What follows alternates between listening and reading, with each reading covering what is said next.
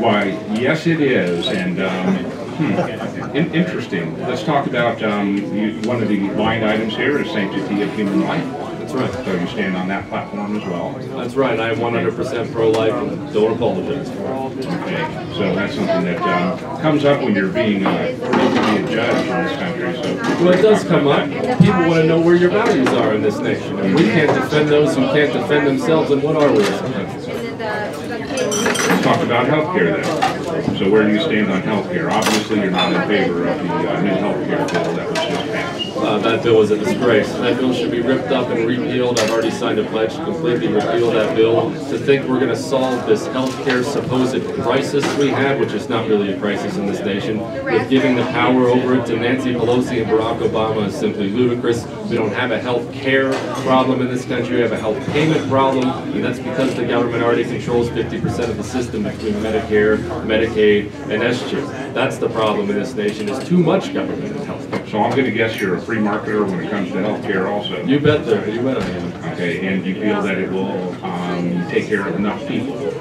I know it takes care of enough people. The free market has always done that. It always lowers costs and raises quality. That's what happens when private companies, private citizens compete with each other. The costs go down and the quality goes up. And when government gets involved, it always works out the opposite way. The costs go up and the quality goes down, as evidenced by the fact that 16 of the top 20 hospitals in the world are here in the United States of America. As evidenced by the fact that you go to any hospital along our northern border, it's packed with Canadian license plates trying to escape their Canadian compassionate system. They don't find it so compassionate when you have cancer and need treatment. They find our system compassionate.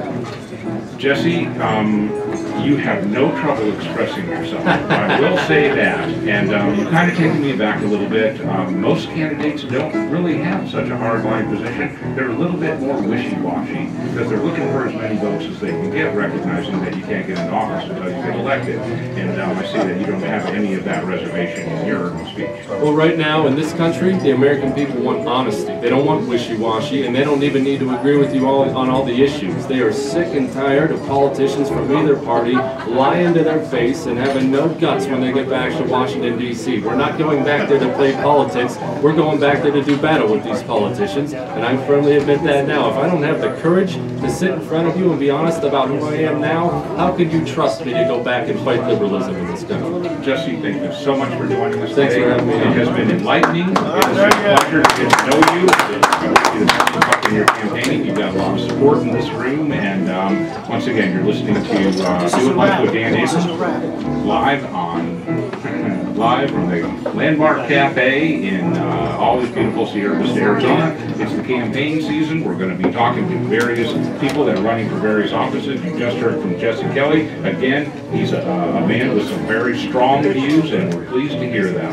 So I'd like to thank my producer, Chuck Alton. I'd like to thank my music man, Rick Stahl. I'd like to thank everybody for joining us. If you have any questions, I'm at dan@coachstock.com. And like always, don't touch that mouse.